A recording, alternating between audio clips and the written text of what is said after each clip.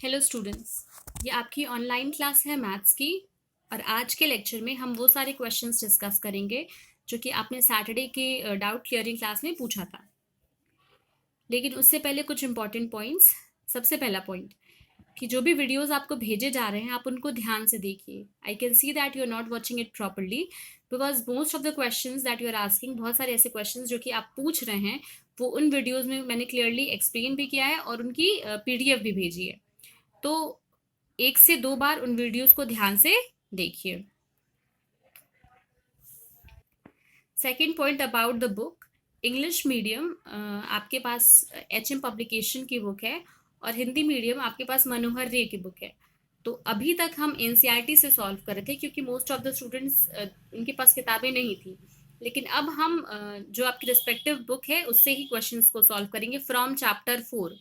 तो चैप्टर 4 से जो आपके पास बुक है आप उसी से क्वेश्चंस को सॉल्व करेंगे। That is linear equation in 2 variables, इस चैप्टर से। तो अब हम डाउट्स जो हैं उनको 1 बाय 1 देखते हैं। सबसे पहला doubt, the degree of zero polynomial is not defined. मान लीजिए कोई इक्वेशन दिया है 5x² + 2x + 3। ठीक है, तो इस इक्वेशन की डिग्री क्या है? x का जो हाईएस्ट पावर होता है वो हमें डिग्री बताता है। तो यहाँ डिग्री कितनी है? 2 है। इसी तरीके से अगर कोई इक्वेशन दिया है 2x + 5, तो यहाँ डिग्री कितनी है? x का पावर 1, तो डिग्री 1। इसी तरीके से हम पॉलिनोमियल्स की डिग्री डिफाइन करते हैं। अगर पॉलिनोमियल जो है वो जीरो पॉलिनोमियल है तो उसकी डिग्री डिफाइन नहीं की जाती है। यानी कि अगर पॉलिनोमियल इस तरीके का है, मान लीजिए 0। सबसे पहली बात, जीरो पॉलिनोमियल होता क्या है? तो ये एक ऐसा पॉलिनोमियल होता है जिसमें सिर्फ एक टर्म होता है और जो कि क्या होता है? खुद 0 होता है। इसको हम जीरो पॉलिनोमियल कहते हैं और इसकी डिग्री हम डिफाइन नहीं करते हैं। क्योंकि जब भी हम डिग्री डिफाइन करते हैं तो हम उसके लिए क्या कंपेयर करते हैं? एक्स का कोई पावर होना चाहिए या वेरिएबल्स जो भी हैं उनके पावर्स के थ्रू कंपेयर करते हैं। तो इसलिए जीरो पॉलिनोमियल का कोई भी डिग्री डिफाइंड नहीं होता है। अगला डाउट आपका आपकी कॉपी को लेके है। तो आपको 1 रूल रजिस्टर बनानी है, एक रूल रजिस्टर बनानी है, थिक रजिस्टर, और उसी में आप सारे क्वेश्चंस को सॉल्व करेंगे। एक्सरसाइज चैप्टर नंबर डालिए, एक्सरसाइज नंबर डालिए और सारे क्वेश्चन सॉल्व करिए and so on. Chapter number 2 that is polynomials, उसमें आप जो भी आपकी करस्पॉन्डिंग एक्सरसाइजेस हैं उसके पहले रिमाइंडर थ्योरम भी सॉल्व करेंगे और जो अगली एक्सरसाइज है उसके पहले आप फैक्टर थ्योरम को भी सॉल्व करेंगे। और फिर उसके बाद आप कॉरेस्पॉन्डिंगली जितनी भी एक्सरसाइजेस हैं उनको सॉल्व करिए। कोई डाउट है तो you can ask it. Then polynomials के बाद कोऑर्डिनेट ज्योमेट्री और फिर उसके बाद जो अभी चैप्टर हम पढ़ रहे हैं that is linear equation in 2 variables. Third जो डाउट है आपका, तो 2.5 एक्सरसाइज है क्वेश्चन नंबर 5। तो उसको हम वापस से समझते हैं कि इसको कैसे सॉल्व करना है। ठीक है, क्वेश्चन है, आपको फैक्टराइज करना है। क्वेश्चन है कि 2x² + y² + 8z² - 2√2xy + 4√2yz - 8xz। ठीक है, अब हमें इसको फैक्टराइज करना है। तो अगर आपको सारी आइडेंटिटीज प्रॉपर तरीके से मेमोराइज हैं, याद हैं, तो आपको इस क्वेश्चन को देख के लगेगा कि आप इसको a + b + c या x + y + z टाइप के आइडेंटिटी में ब्रेक कर सकते हैं। उस आइडेंटिटी का आप यूज कर सकते हैं। तो हम स्टेप बाय स्टेप समझते हैं कि क्या करना है। ठीक है, 2x² को हम क्या लिख सकते हैं? √2x का होल स्क्वायर प्लस y को हम क्या लिख सकते हैं? अभी हम सिंबल्स के बारे में नहीं देखेंगे, अभी हम सिर्फ स्क्वायर पे ध्यान देते हैं। ठीक है, y² लिख सकते हैं प्लस हम 8 को क्या लिख सकते हैं? 2√2z का होल स्क्वायर। 2√2 का स्क्वायर करेंगे तो वो 8 होता है और z का स्क्वायर z² माइनस अगले फॉर्मूला जब पढ़ेंगे आइडेंटिटी तो उसमें आता है 2xy, यानी कि जो x का टर्म है, जो y का टर्म है, उसको हम 2 से मल्टीप्लाई करते हैं। तो 2 इंटू x का टर्म क्या है यहाँ? √2x और y का टर्म तो y ही है। फिर अगला टर्म होता है, ये अभी हम प्लस कर रहे हैं क्योंकि फॉर्मूला हम जो लगा रहे हैं वो है x + y + z का होल स्क्वायर बराबर x² + y² + z² + 2xy + 2yz + 2zx। तो अभी ये सारे सिंबल्स हम प्लस लेके चलते हैं और फिर हम कंपेयर करके सिंबल्स को डिसाइड करेंगे कि कौन सा टर्म जो है वो नेगेटिव होगा, कौन सा पॉजिटिव होगा। तो ये हो गया +2√2x इंटू वाई, ये हो गया 2xy वाला आइडेंटिटी का term.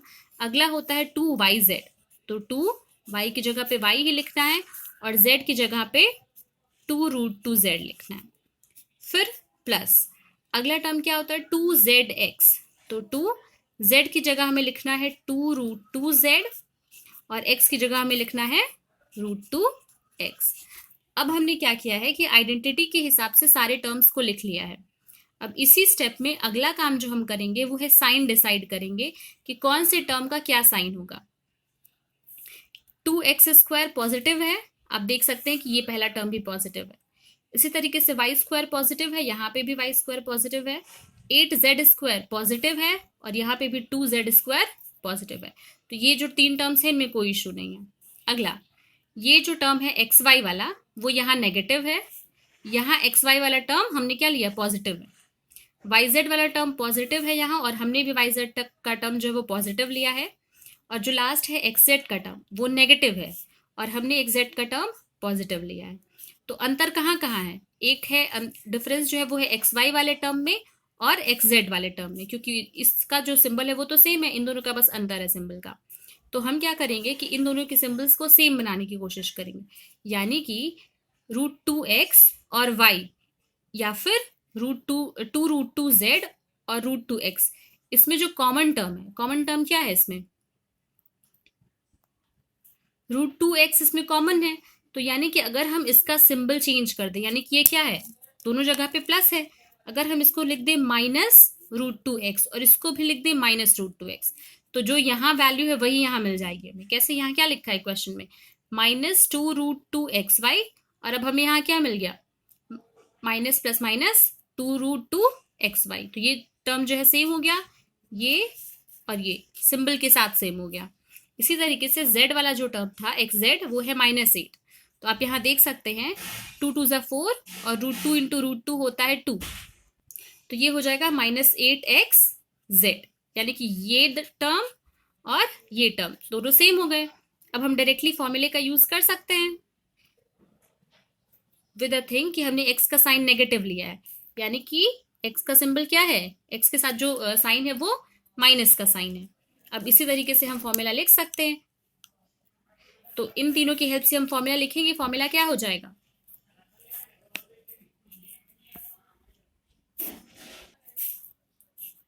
-√2x plus y plus z plus 2√2z का होल स्क्वायर, ये हो गया फॉर्मूला। यही आपका आंसर है। इसी आंसर को आप एक और तरीके से लिख सकते हैं, दूसरा तरीका आप यहाँ पे भी छोड़ सकते हैं, या फिर अगर आप इसको चाहें तो एक स्टेप बढ़ा के चेंज भी कर सकते हैं। कैसे, इस पूरे स्टेटमेंट में से आप माइनस कॉमन ले लीजिए, तो माइनस जब हमने कॉमन ले लिया तो ये हो जाएगा √2x minus Y minus 2√2z का होल स्क्वायर, ये हो गया।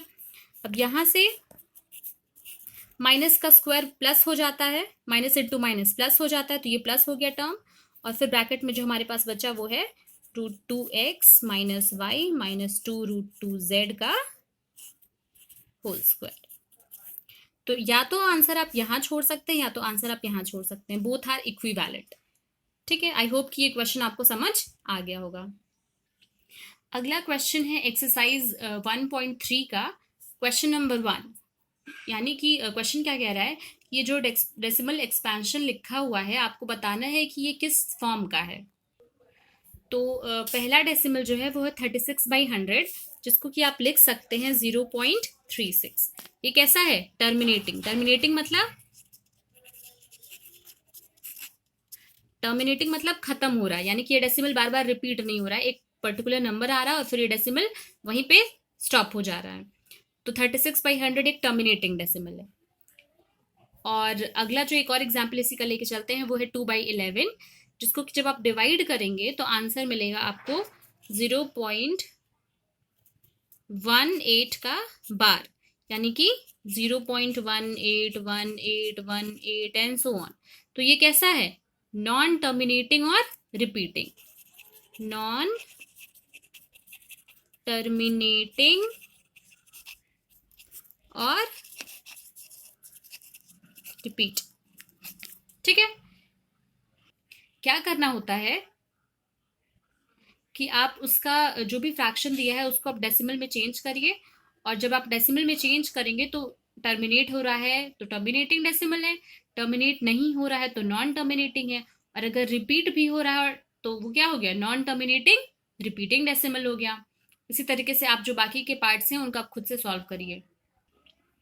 अगला क्वेश्चन है एक्सरसाइज 1.5 का, जिसमें कि आपको क्लासिफाई करना है नंबर्स को कि ये रैशनल है या इरैशनल है। हमने इरैशनल नंबर की प्रॉपर्टीज जब हम पढ़ रहे थे उसके पहले हमने एग्जाम्पल्स में पढ़ा था कि अंडर रूट एम, जहां पर m एक पॉजिटिव इंटीजर है, m को हम कहेंगे कि ये इरैशनल नंबर है अगर ये किसी नंबर का परफेक्ट स्क्वायर नहीं है। यानी कि अगर कोई नंबर लिखा है अंडर रूट एम के फॉर्म में जहां m है पॉजिटिव इंटीजर और ये किसी का परफेक्ट स्क्वायर नहीं है, तो हम कहेंगे रूट एम क्या है, इरैशनल नंबर है। अगर एग्जांपल लें रूट 4 का, तो रूट 4 को आप लिख सकते हैं, नहीं रूट 4 को से कंपेयर करिए तो 4 एक पॉजिटिव इंटीजर है लेकिन 4 एक परफेक्ट स्क्वायर भी है, इसकी वैल्यू हो जाती है 2 और ये इरैशनल नंबर नहीं है। लेकिन अगर बात करें रूट 3 की, तो रूट 3 क्या है, पॉजिटिव भी इंटीजर भी है और किसी का परफेक्ट स्क्वायर भी नहीं है, तो रूट 3 कैसा नंबर है, इरैशनल नंबर है। अब आ जाइए पहले पार्ट पे, इस क्वेश्चन के पहला पार्ट है 2 minus root 3। Root 3 irrational number है, आपको पता है। अगर हम 2 में से रूट 3 को माइनस कर रहे हैं तो वो भी क्या होगा, एक इरैशनल नंबर ही होगा, यानी कि 2 minus root 3 is also a irrational number. अगला पार्ट है 3 plus under root 23 minus under root 23। दोनों यहाँ पे प्लस रूट 23 है और यह माइनस रूट 23 है, दोनों का साइन ऑपोजिट है, ये दोनों टर्म्स कट जाएंगे, आंसर आ जाएगा 3। और ये क्या है, रैशनल नंबर है, तो ये है आपका इरैशनल नंबर। और ये क्या है आपका रैशनल नंबर। यहाँ जाते हैं, फिफ्थ एग्जाम्पल है, फिफ्थ जो पार्ट है वो है 2 पाई।